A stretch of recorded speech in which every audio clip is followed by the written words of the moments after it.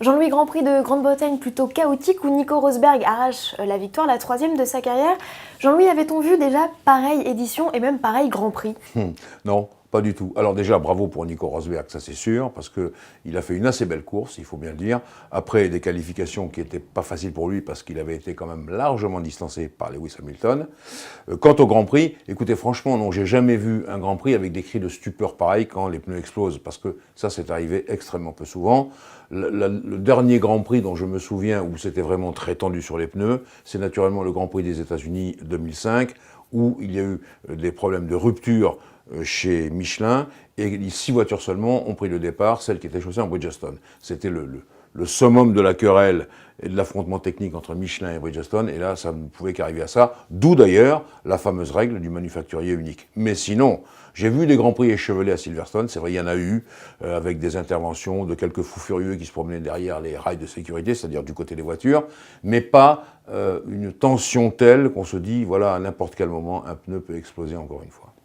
Sans entrer réellement dans la polémique, Jean-Louis, est-ce qu'on va enfin voir le bout du tunnel avec cette polémique entre Pirelli et ses pneumatiques? Eh bien, écoutez, c'est tombé hier soir, la FIA a pris la décision qui lui revenait de droit, et à mon avis, elle aurait dû le faire déjà beaucoup plus tôt, cette Fédération internationale de l'automobile, au nom de la sécurité, de dire à Pirelli, petit 1, vous allez changer les gommes, et aux équipes, petit 2, il n'y a plus besoin d'unanimité pour changer les gommes, parce qu'il y a la sécurité des pilotes en jeu, c'est clair, on fera comme ça. Et donc, troisième position, eh bien, on va permettre 3 jours d'essai, sans que ce soit avec vous savez, les rookie tests, c'est-à-dire les pilotes qui ont moins de 2 Grands Prix. Non, les pilotes titulaires pourront y participer. À Silverstone, justement, j'espère qu'il ne pleuvra pas, pour tester un peu ces nouveaux pneus qui feront leur apparition normalement au Grand Prix de Hongrie, puisque on est tout de suite là au Grand Prix d'Allemagne au Nürburgring, dimanche prochain, et donc Pirelli n'a pas le temps de se retourner. Durant ce Grand Prix, Jean-Louis, Mark Webber a fait une annonce qui a fait trembler un peu le paddock, puisqu'il se retire, il part en endurance. Est-ce que finalement l'Australien va pas se lâcher et en témoigne cette deuxième place qu'il signe en Grande-Bretagne? Je crois que ça va le libérer, parce que le poids de Vettel, c'est un vrai poids au sein de l'équipe Red Bull Renault. Je crois donc que ça va lui donner de l'air, il va à mon avis faire des performances un peu différentes, quoique l'équipe conservera un œil sur lui, bien entendu, mais aussi c'est un professionnel. Je pense que la meilleure définition qu'on puisse avoir sur le départ de Webber, c'est Fernando Alonso qui l'a donné, voilà. Il dit que globalement, il avait fait beaucoup de boulot, Mark Webber, mais que c'est aussi les choses de la vie. Il faut à un moment donné partir, parce que voilà, les jeunes sont là. Et d'ailleurs, Alonso, pour la première fois lui aussi, évoque le nom de retraite et de laisser la place aux jeunes. C'est une étape qu'il a franchie, même si le Grand Prix qu'il va fournir après montre qu'il n'a rien perdu de ses talents.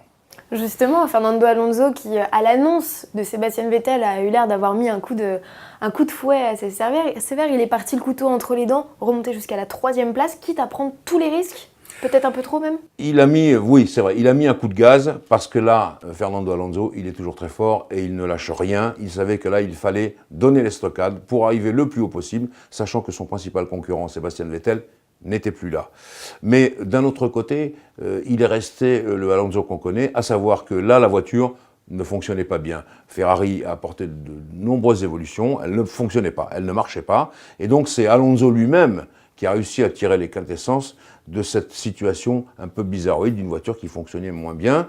Et puis, je veux rajouter aussi qu'on a parlé de Silverstone, des vibreurs ceci, des vibreurs cela, attention aux pneus. Et on est bien obligé de constater que Alonso lui dit en conférence de presse, écoutez, ça fait je ne sais pas combien d'années que je roule à Silverstone, que je cours à Silverstone. J'ai toujours sauté par-dessus les vibreurs, et cette année encore, et il ne s'est rien passé. Et donc, voilà, je veux souligner sa performance à Fernando, qui nous montre qu'il est toujours, je le disais tout à l'heure, assez pimpant au volant.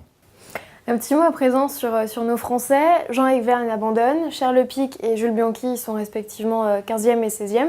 Pour ce qui est de Grosjean, on avait de gros espoirs sur lui. Malheureusement, il fait encore une course un peu en demi-teinte.